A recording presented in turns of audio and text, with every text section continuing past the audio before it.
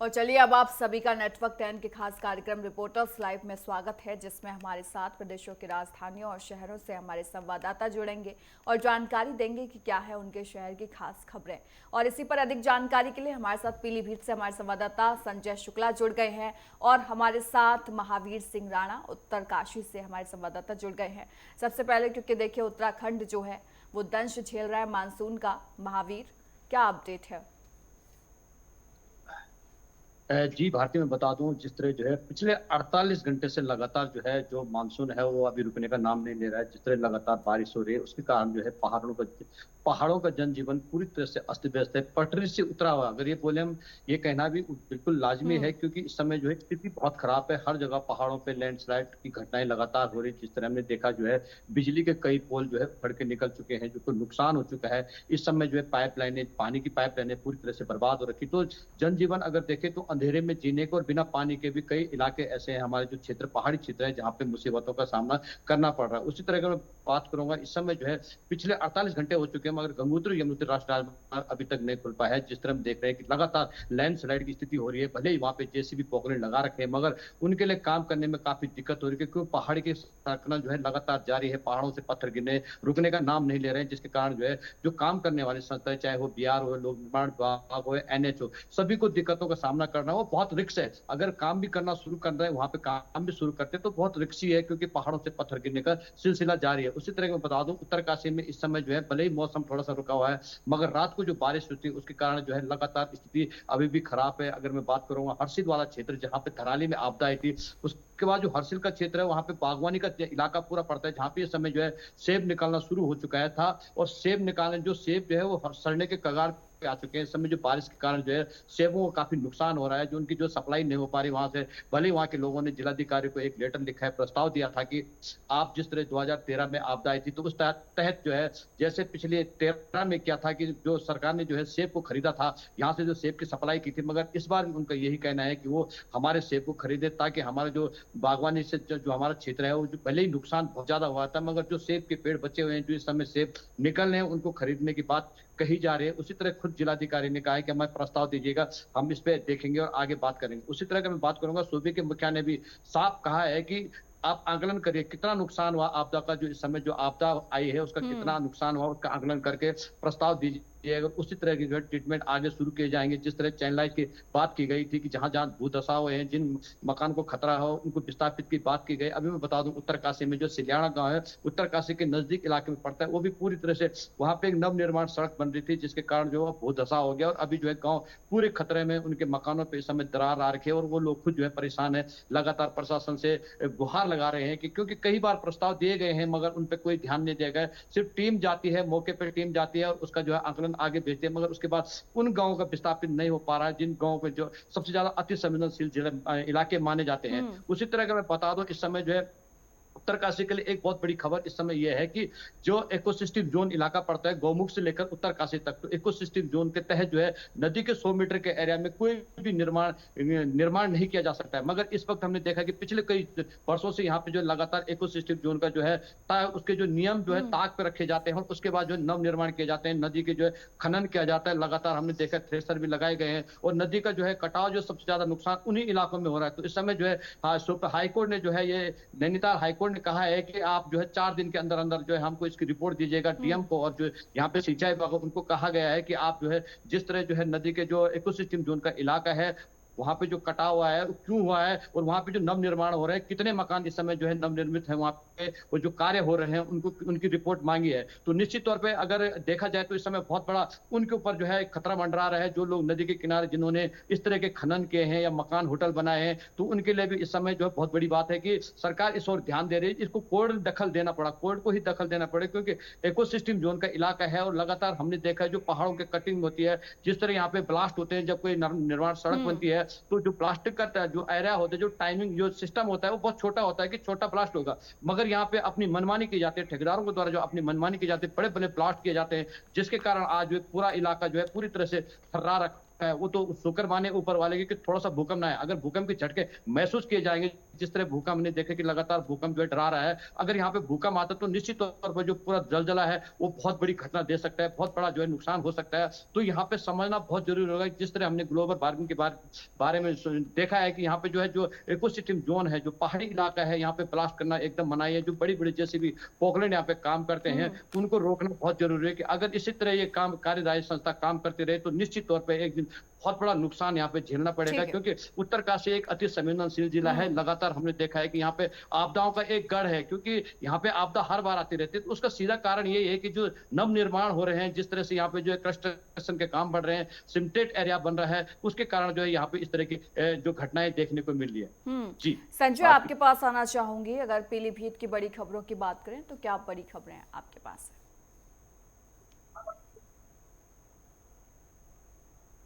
संजय, संजय, आपको मेरी आवाज आ रही है? चलिए एक बार फिर से उनसे संपर्क साधने की कोशिश करेंगे। हमारे साथ राजकुमार भाटिया जो हैं वो हरियाणा से हमारे संवाददाता जुड़े हुए हैं, और प्रशांत शुक्ला अयोध्या से ब्यूरो चीफ हमारे जुड़े हुए हैं। प्रशांत, आपका रुख करते हुए, क्योंकि अयोध्या दौरे पर आज सीएम योगी आदित्यनाथ आने वाले हैं, क्या अपडेट आपके पास है? जी बिल्कुल, मैं बताना चाहूंगा, उत्तर प्रदेश के मुख्यमंत्री योगी आदित्यनाथ आज शाम को करीबन 6 बजे अयोध्या पहुंचेंगे हेलीकॉप्टर से, और रामकथा पार्क में उनका हेलीकॉप्टर लैंड होगा। वहीं अगर बात किया है हेलीकॉप्टर से लैंड करने के बाद, उतरने के बाद, वो सबसे पहले जब योगी आदित्यनाथ अयोध्या आते हैं तो कहीं ना कहीं वो संत होने के नाते एक श्रद्धा भाव से पहले दर्शन करते हैं। तो वो पहले हनुमानगढ़ी बाय कार दर्शन करने जाएंगे। हनुमानगढ़ी दर्शन करने के बाद वो प्रभु श्री राम के मंदिर रामलला दर्शन करने पहुंचेंगे। 5 वर्षीय बाल स्वरूप विराजमान प्रभु श्री राम जी हैं, उनके आरती उतारते हुए दिखाई देंगे, दर्शन करते हुए दिखाई देंगे। उसके बाद जो प्रथम तल पर राम दरबार बनकर तैयार हुआ, उसका भी दर्शन करते हुए दिखाई देंगे। वो राम दरबार भी दर्शन करने के बाद वो सीधे जो अयोध्या के राजा विमलेन मोहन प्रताप मिश्रा थे, उनके यहाँ जो आज 13वीं संस्करण है उसमें कहीं ना कहीं शिरकत करने ही आ रहे हैं, इस वजह से वहां पहुंचेंगे और शिरकत करते हुए दिखाई देंगे। वहीं अगर आपको बताना चाहेंगे, 5 तारीख को भूटान के प्रधानमंत्री भी अयोध्या आ रहे हैं, तो उनकी भी सुरक्षा व्यवस्था का जायजा लेंगे। और आपको बताना चाहेंगे, जाने से पहले कहीं उनका प्रशासन द्वारा एक होटल में भोजन का कार्यक्रम कराया गया, जहाँ पे उनको प्रॉपर कथक के जैसा कोई प्रेजेंटेशन भी करने का तैयारी की गई है। हमें लगता है कहीं ना कहीं जो प्रधानमंत्री आ रहे हैं उनके जो वेलकमिंग को लेकर किस तरीके उनका स्वागत हो, उसका भी लेकर वो जायजा लेंगे। बिल्कुल। देखिए, तमाम बड़े अपडेट्स जो आपने बताया अयोध्या से जुड़े हुए, और आपके पास वापस लौटूंगी। राजकुमार हमारे साथ जुड़े हुए हैं हरियाणा से। अगर हरियाणा की बड़ी खबरों की बात करें राजकुमार, तो क्या बड़े अपडेट्स हैं? जी बिल्कुल बताना चाहूंगा। फिलहाल अगर बात करें हरियाणा में जल भराव की स्थिति ने, बारिश ने इतना विकराल रूप धारण किया हुआ है कि लोगों के लिए अस्त व्यस्त जीवन हो चुका है। बड़ी समस्या का सामना करना पड़ रहा है। यमुना से सटा हरियाणा के जितने भी क्षेत्र हैं, जितने भी गांव हैं, सभी में भयावह स्थिति है। इस समय पशुओं का चारा खराब हो चुका है, तो लोगों के रहने की समस्या बन चुकी है। घरों में पानी बह रहा है, घर के अंदर पानी जाने से बिजली के करंट का भी खतरा बना हुआ है। वहीं अगर बात करें, गांवों की गलियों में इस तरीके से पानी बह रहा है जैसे नदियां बह रही हो। बड़ी भयावह स्थिति अगर बात कर रहे हैं हरियाणा की। लेकिन बड़ी बात यह है, इसके बाद भी हरियाणा वासियों ने दरियादिली दिखाते हुए, क्योंकि इस बारिश ने और बाढ़ ने जो स्थिति खराब की है वो पंजाब में ज्यादा की है। हरियाणा में तो है ही, लेकिन पंजाब में काफी ज्यादा है। कई गांव वहां प्रभावित हो चुके हैं, लोगों के घर टूट चुके हैं, रहने की जगह नहीं बची। जिसके बाद हरियाणा ने दरियादिली दिखाते हुए यहाँ के किसानों ने अपना बड़ा दिल दिखाया, और वहां अनाज का, और वहां बिस्तर का, और सभी तरह की दवाइयां, खाने के लिए सामग्री, खाद्य सामग्री वगैरह सब पहुंचानी शुरू कर दी है। पंजाब से भी जो हरियाणा के लिए अपील आ रही है वो ये आ रही है कि अगर कोई भी यहाँ से कोई खाद्य सामग्री लेके आ रहे हैं तो अपने साथ तिरपाल जरूर लाएं, क्योंकि बरसात रुक नहीं रही है, ताकि उसे खाद्य सामग्री को सही तरीके से रखा भी जा सके। हरियाणा वासी इस समय जो पंजाब के साथ भाईचारा दिखा रहे हैं, बहुत बड़ी उसमें जो है मिसाल देखने को मिल रही है। बात करते हैं अगर यमुना से सटे गांवों की, इतने बुरे हालात हैं। पलवल से भी बात करें, खेल राज्य मंत्री गौरव गौतम ने कल यमुना नदी का दौरा किया। उनके साथ अधिकारियों का दल था। जिला उपायुक्त महोदय डॉक्टर हरीश कुमार वशिष्ठ भी थे। सभी अमला था, जिन्हें सख्त निर्देश दिए गए किसी भी तरीके से कोई भी अगर परेशानी आती है तो उसमें वो पूरी तरह से जो है गौर करें, किसी भी तरह से लोगों को समस्या ना हो। कोई भी अगर आपातकालीन स्थिति हो, उससे निपटने के लिए प्रशासन का अमला मौजूद है, पूरी तरह से अपने किए हुए है। बोट भी तैयार कर ली गई है अगर कोई स्थिति ऐसी आती है। आसपास के गांवों की बेहद नाजुक स्थिति है। हालांकि शहरी बात करें तो शहरों में सड़कें टूटी हुई हैं, कई हादसे सामने आ रहे हैं, वाहन चालक परेशान है। अभी 2 दिन पहले एक पानी से निकलती हुई गाड़ी जब बाद में रुकी हुड्डा चौक पे आके, उसमें भी आग लगी, क्रेटा गाड़ी पूरी तरह से जलकर राख हो गई। इस तरह के कई विकराल रूप बारिश के और जल भराव के देखने को मिल रहे हैं। लोग बेहद परेशान है। मेन बात यह है कि पशुओं का चारा तो खराब हुआ ही है, इसके साथ साथ पशु भी इस पानी से प्रभावित हो रहे हैं, ना वो बैठ पा रहे हैं, ना वो उन्हें चारा मिल पा रहा है, तो काफी आर्थिक स्थिति का भी नुकसान होगा। हरियाणा में इसका बड़ा नुकसान जल भराव की स्थिति के बाद 5 तारीख तक कहा गया है कि यही हालात बने रहेंगे बारिश के। बड़ी बात यह है कि पश्चिम विक्षोभ का और दक्षिण विक्षोभ का भी खतरा बना हुआ है। इस तरह के हालात को देखते हुए प्रदेशवासी भी पूरी तरह से तैयार हैं। हालांकि बात करते हैं कि बिजली की समस्या भी बढ़ने लगी है, जिसके साथ साथ लोगों को कई तरह की समस्याओं का सामना हो रहा है, पर एक दूसरे का भाईचारा कायम होने के चलते इन सभी स्थितियों से आसानी से लोग निपटने का प्रयास कर रहे हैं। जी बिल्कुल, देखिए प्रयास तो दोनों तरफ से किए जा रहे हैं और ये प्रयास कितने सफल होते हैं देखने वाली बात होगी, क्योंकि पंजाब और हरियाणा सरकार की बात करें तो आपस में ठनी रहती है इनकी। संजय, आपका रुख कर लेते हैं। अगर बड़ी खबरों की बात करूं संजय, तो क्या बड़े अपडेट्स आपके पास हैं?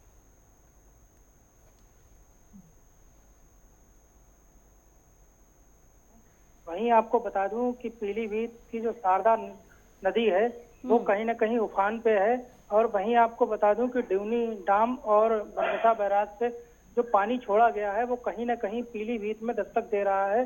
पीलीभीत का चाहे शहरी इलाका हो चाहे ग्रामीण इलाका हो, जहां पर जो है बाढ़ की चपेट में अधिकतर गांव जो है आ चुके हैं। और वहीं अगर बात कर ली जाए कि शारदा नदी किनारे जो दर्जनों गांव बसे हुए हैं, वहां के लोगों की चिंताएं जो है कहीं न कहीं बढ़ने लगी हैं, क्योंकि हर साल वहां से लोग जो है पलायन करने को मजबूर होते हैं। वहीं अगर बात कर ली जाए जिला प्रशासन की, तो जिला प्रशासन जो है वो भी पूरी तरीके से मुस्तैद नजर आ रहा है। वहीं आपको बताते चलें डीएम, एसपी और अपर पुलिस अधीक्षक जो हैं बराबर लोगों के बीच जा रहे हैं और उनको राहत सामग्री जो है मुहैया करा रहे हैं, और साथ ही बाढ़ क्षेत्रों का जायजा भी लिया जा रहा है। वहीं आपको बता दें कि पीलीभीत में अभी 2 दिन पूर्व जो है संजय सिंह गंगवार राज्य मंत्री, जिनके द्वारा जो है बाढ़ प्रभावित क्षेत्रों का जो है जायजा लिया गया। तो वहीं आपको बता दूं कि बाढ़ का जो पानी था वो कहीं ना कहीं शहर में भरा हुआ था, जिसको लेकर जो है लोग काफी चिंतित थे और उनकी नाराजगी भी व्यक्त हुई।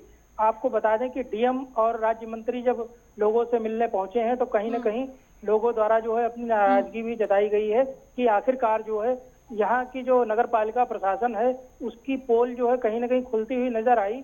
और वहीं आपको बता दूं कि जब पीलीभीत से जो है जल भराव की स्थिति खत्म होने का नाम नहीं ले रहा था, तब जो चेयरमैन है आस्था अग्रवाल, उन्होंने खुद ही बीड़ा उठाया और जल भराव की स्थिति जहां पर थी वहां पर जाकर नाली और नाले जो है खुद साफ करने जो है शुरू कर दिया, जिसको देखकर जो है कहीं न कहीं लोगों के अंदर एक ये भावना आई कि आखिरकार चेयरमैन जो है ऐसा क्यों कर रही हैं। और वहीं चेयरमैन ने जो है साथ ही लोगों से अपील भी की है कि आखिरकार जो है आप लोग भी अगर प्रशासन का सहयोग करेंगे तो कहीं ना कहीं जल भराव की स्थिति से जो है जल्द ही निजात मिल पाएगी। जी भारती। बिल्कुल संजय, ये बात आपने बिल्कुल ठीक कही। और देखिए, जब स्थिति खराब है तो प्रशासन के साथ साथ लोगों को भी जागरूक होना ही पड़ेगा। हमारे साथ मथुरा से हमारे संवाददाता अमित शर्मा जी जुड़े हुए हैं।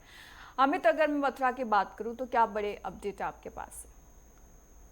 बिल्कुल, मैं बताना चाहूंगा भारती की जिस तरीके से पहाड़ों में लगातार बारिश हो रही है, बादल फटने जैसी घटनाएं हो रही हैं, उसको लेकर लगातार प्रशासन भी अलर्ट है। और वहीं देखा जाए तो लगातार बाढ़, यमुना में बाढ़ का जो माहौल है वो देखने को मिल रहा है।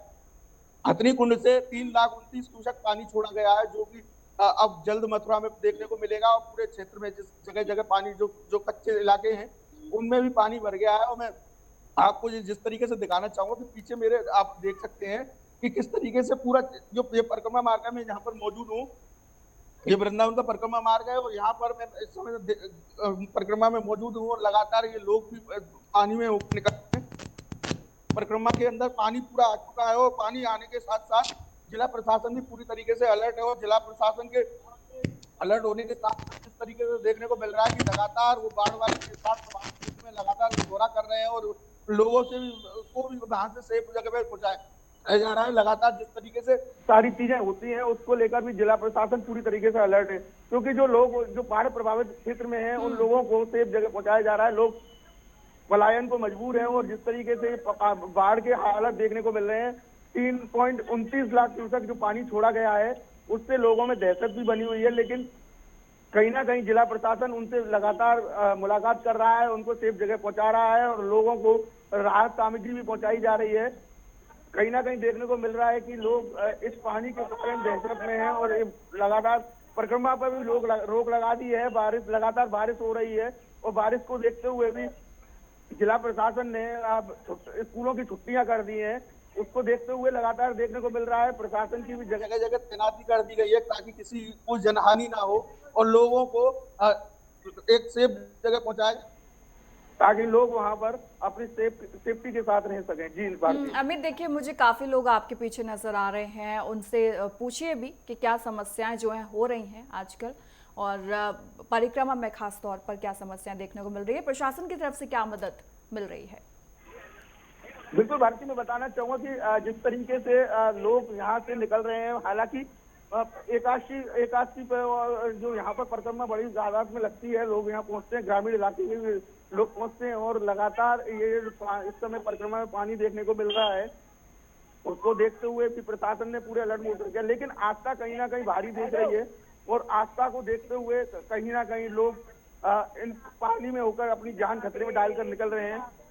लेकिन किस तरीके से देखने को मिलता है कि प्रशासन भी कहीं कोई चूक नहीं छोड़ना चाहता और पूरे जो जितने निचले इलाके हैं सभी इस समय पानी से जगमग हो चुके हैं। ठीक है, पूरे महावीर आपका रुख कर लेते हैं, क्योंकि देखिए आपने बताया कि किस तरीके से हालात जो है वो बिगड़े हुए हैं। और चलिए महावीर से एक बार फिर से संपर्क साधने की कोशिश करेंगे। हमारे साथ संजय जो है वो लगातार जुड़े हुए हैं, लेकिन प्रशांत सबसे पहले आपका रुख करेंगे, क्योंकि देखिए तैयारियां जो है उनका जायजा ग्राउंड जीरो पर किस तरीके की तस्वीरें आपको नजर आ रही हैं उनके सीएम योगी के दौरे को लेकर। जी बिल्कुल, आपको बताना चाहेंगे अयोध्या कहीं ना कहीं एक सेंसिटिव एरिया है। अगर अयोध्या में बात की है तो किसी प्रकार की आम जनमानस को भी कोई दिक्कत है ना, उसको लेकर, चाहे हिंदू त्योहार हो, चाहे मुस्लिम त्योहार हो, चाहे सिख त्योहार, चाहे ईसाई त्योहार हो, तो कहीं ना कहीं पुलिस बल प्रॉपर तैनात रहती है। वहीं अगर बात की है मुख्यमंत्री योगी आदित्यनाथ आ रहे हैं, तो उनकी भी सुरक्षा व्यवस्था को देखते हुए जिला प्रशासन पहले एक दिन पहले ही रात्रि में 9:30 बजे डीएम और कहते हैं एसएसपी डॉक्टर ग्रोवर दोनों साथ में पहुंचे और निरीक्षण भी किए हनुमानगढ़ी का, राम मंदिर का।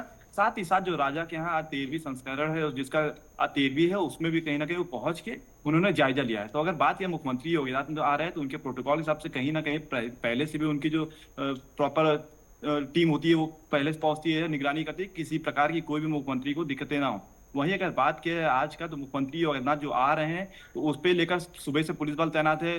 चप्पे चप्पे जिस तरीके जैसे आपको बताएंगे, हेलीकॉप्टर से रामकथा पार्क पहुंचेंगे, रामकथा पार्क से सीधे बाय रोड जाएंगे, हनुमानगढ़ी दर्शन करने, राम मंदिर दर्शन करने, फिर मिश्रा जी कह जाएंगे। उसके बाद आपको बताना चाहेंगे इनकी जो वापसी है वो महर्षि वाल्मीकि एयरपोर्ट है, वहां से बाय रोड जाएंगे, वहां से इनकी वापसी का है। तो पुलिस बल तैनात है, किसी प्रकार की कोई भी दिक्कतें ना हो, चाहे रूट डाइवर्जन को लेकर हो, क्योंकि कहीं ना कहीं जीरो टॉलरेंस की बात होती है। और भी योगी मुख्यमंत्री खुद पूछते रहते हैं, जाते समय भी उनकी वीडियो वायरल हो रही है कि एयरपोर्ट से किसी कार्यक्रम निकलने के बाद कह रहे हैं तो एसएसपी से पूछ रहे हैं कि जो डाइवर्जन है उनको किसी तरीके की दिक्कत है, तुरंत तुरंत खुला है। तो कहीं ना कहीं मुख्यमंत्री का योगी आदित्यनाथ का एक प्रॉपर पूरे जो उत्तर प्रदेश 75 जिले सभी में पूरी तैयारी रहती है, पूरी वो निगरानी रहती है, किसी प्रकार की उनके आने से वहां पे आम जनमानस को कोई दिक्कत है ना, और कहीं एम्बुलेंस और ऐसी चीजें भी न फंसी रहे।